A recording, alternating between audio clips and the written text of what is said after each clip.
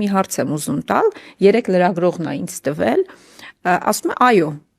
Ռոբերտ Քոչարյանի ժամանակ մենք տնտեսական բարձր ցուցանիշներ ենք արձանագրել, ասում է, բայց դե ամբողջ աշխարհում էր այդպես։ Ամբողջ աշխարհում էր այդպես, դրա համար դուք կարողացել եք այդպես հեշտ հանգիստ տնտեսական ցուցանիշներ ապահովել եւ բարելավել մեր քաղաքացիների սոցիալ-տնտեսական ըստ էության վիճակը։ Ամբողջ աշխարհում էր տենց, դրա համար եք կարողացել դուք էլ հաջողություններ արձանագրել եւ հիմա ամբողջ աշխարհի մասին մի քիչ դժվար է խոսալ, շատ այսպես խայտաբղետ է իրավիճակը, այս պայմաններում այդ դեպքում ինչ կարող եք անել, եթե տենց համընդհանուր իրավիճակը աշխարհում հասկացա, նայեք, աշխարհում կան 190-ից ավել երկրներ։ Մենք մեր տնտեսական զարգացման տեմպերով առաջի տասնյակում ենք եղել։ Իսկ իմ երկրորդ նախագահության այդ ժամանակահատվածում 5-յակի մեջ։ Հիմա ում հետ ուզում ես համեմատի։ Մենք առաջատարներից ենք եղել մեր տնտեսական զարգացման տեմպերով։ Ավելին ասեմ, այն ժամանակ եղավ ռուսական տնտեսության դեֆոլտը 98 թվականին, որը ազդեց բոլոր Ռուսաստանի հետ լայն կապեր ունեցող երկրների համար, նախկին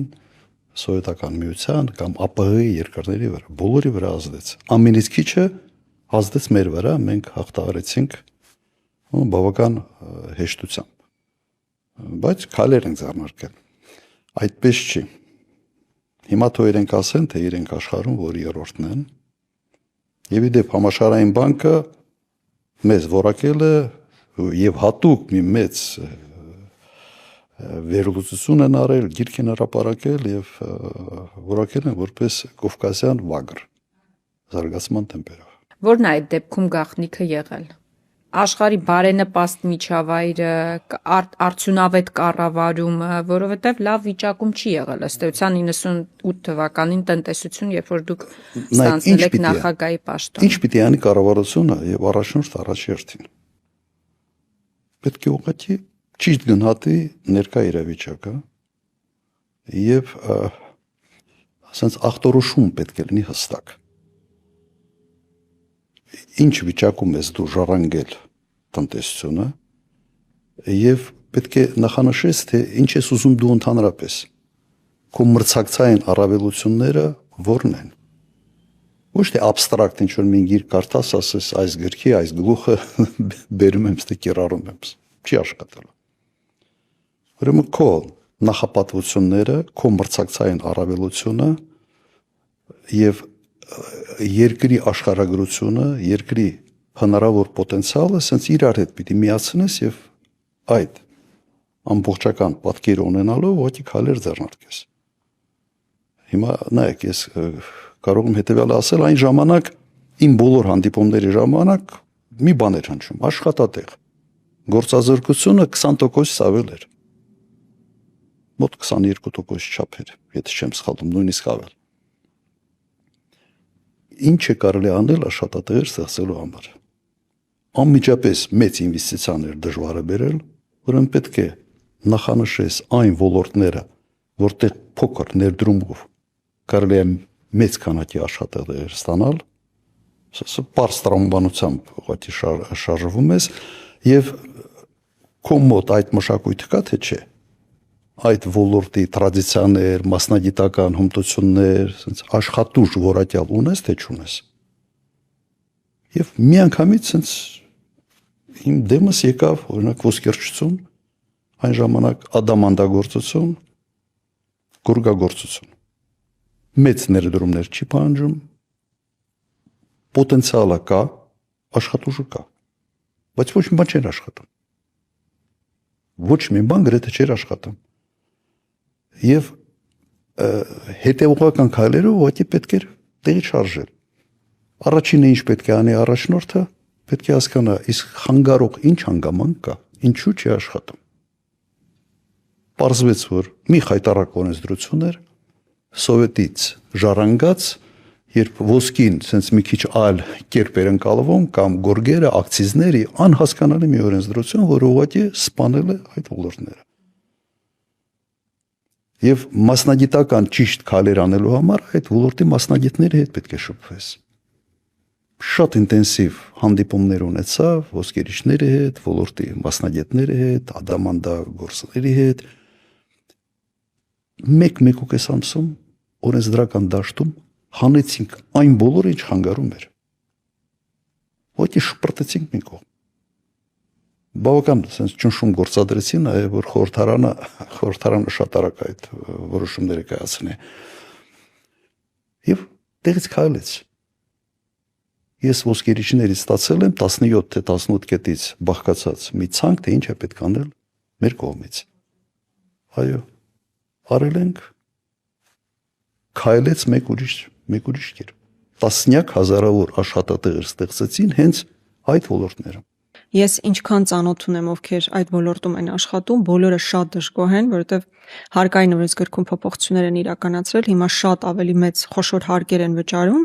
մարդիկ ասում են, որ գրեթե եկամուտ չեն ստանում։ Այսինքն, եթե դու ամբողջությամբ թափանցիկ ես աշխատում, ճիշտ ես աշխատում, գրեթե փող չես աշխատում, իսկ եթե ինչ որտեղ էլ թաքցնում ես որևէ բան, միանգամից հարկային ես տերորի արդյունքում խոշոր տուգանքներ ա գալիս։ Ու միգուցե այս ճանապարհով եթե շարունակվի, շատ մոտ ապագայում այդ ոսկերչության ոլորտն էլ էական տուժելու է, եթե չասենք հիմնականում փակվելու է։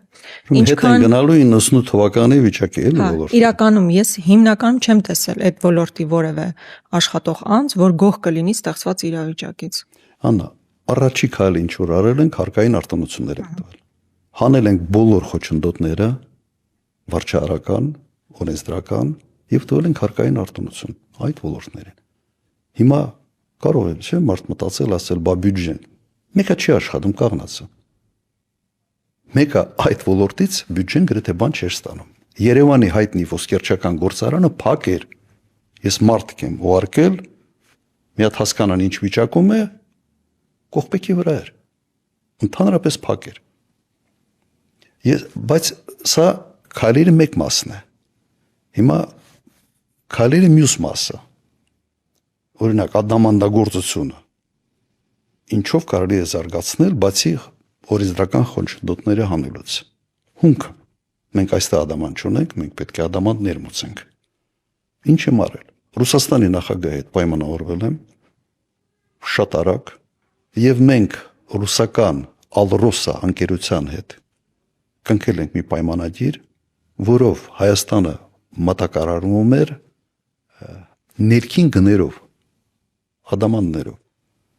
Եվ սա մի այսպես ասենք, մի բան էր, մի գրավիչ, մի հանգամանք էր ներդրողների համար։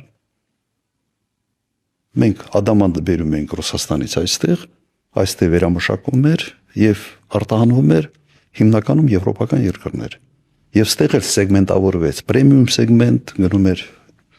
Անտվերպեն, ծավալների առումով եւ մնացածը գնում էր տարբեր այլ երկրներ։ Ծավալների առումով պատկերացրեք, $20 միլիոն էր ընդամենը ծավալը, մեկ աշխատող մի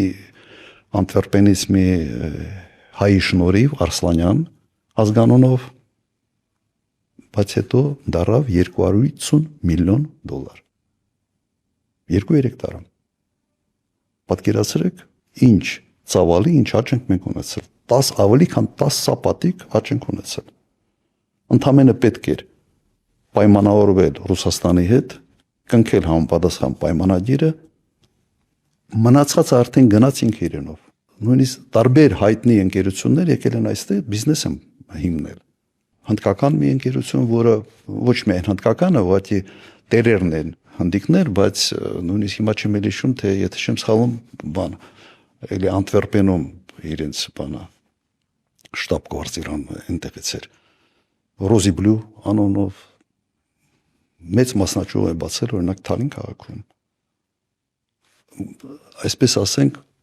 տասնյակ գործարաններ,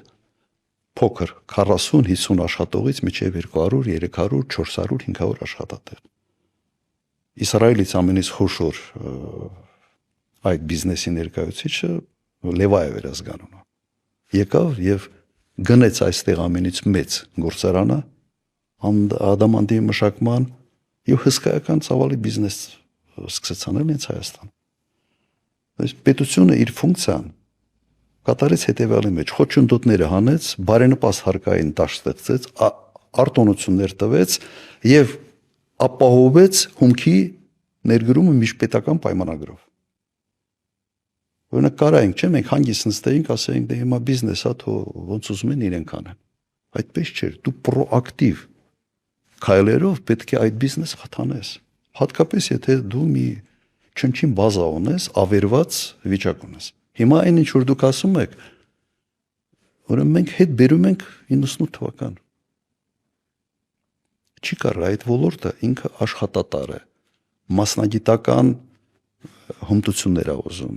Դու ոլորտը քանդելով, դու քանդում ես նաև ասենց ազգային մշակույթի մի կտորն է, մի հատվածն է։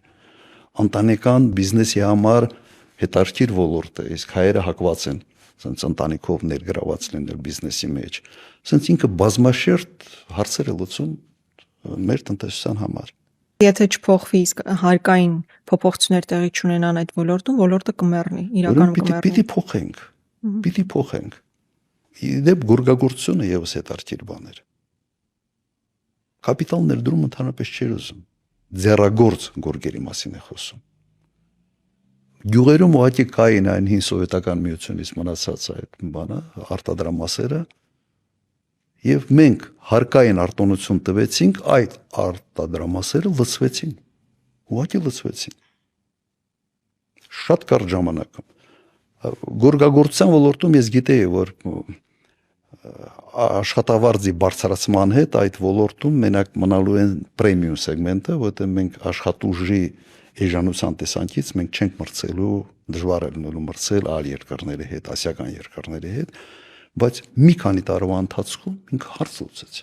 Հազարավոր մարդիկ աշխատանք ստացան։ Եվ ինչ է կատարվում։ Աշխատանք ստացան, օրինակ այդ գյուղում 50-50-ին սկսում է գործել, անմիջապես այդ գյուղում խանութ է բացվում, որտեղ մարդկանց ձեռը փող է ընկնում, եւ այսպես շարունակ։ Սենց մեկը մեկին սնում է, մեկը մեկին սնում է։ Օրինակ այն ժամանակ նույնիսկ նորմալ հյուրանոց չկար Հայաստանում։ Եթե խոսում ենք туриզմի զարգացման մասին, պետք է հասկանաս, туриզմը չի կարող զարգանալ, եթե չունես հյուրանոցներ, туриզմը չի կարող զարգանալ, եթե օդանավակայանը խայտառակ վիճակում է։ Ես դրա անունը բանը, այդ դիագնոստիկան է։ Դու նախապատվությունը նայում ես քո մրցակցային առավելությունները իրար գումարում ես, հետո որոշում ես կայացնում հետևողական շարունակում ես։ Իմիջիալոց այն ժամանակ հենց IT ոլորտը մտավ։ Ամենից հայտնի ընկերությունները մտել են այն ժամանակ, որտեղ մենք արտոնություններ ենք նաև ստեղ սահմանել, հնարավորություններ ենք տվել, շենքային ինկուբատորներ ենք ստեղծել, պրոակտիվ մոտեցումն է։ Այնինչ ես տեսնում եմ հիմա չկա մեկ օրինակ, որ կառավարության ջանքերով ինչ որ մի բիզնես եկավ Հայաստան եւ սկսեց այստեղ բարգավաճ։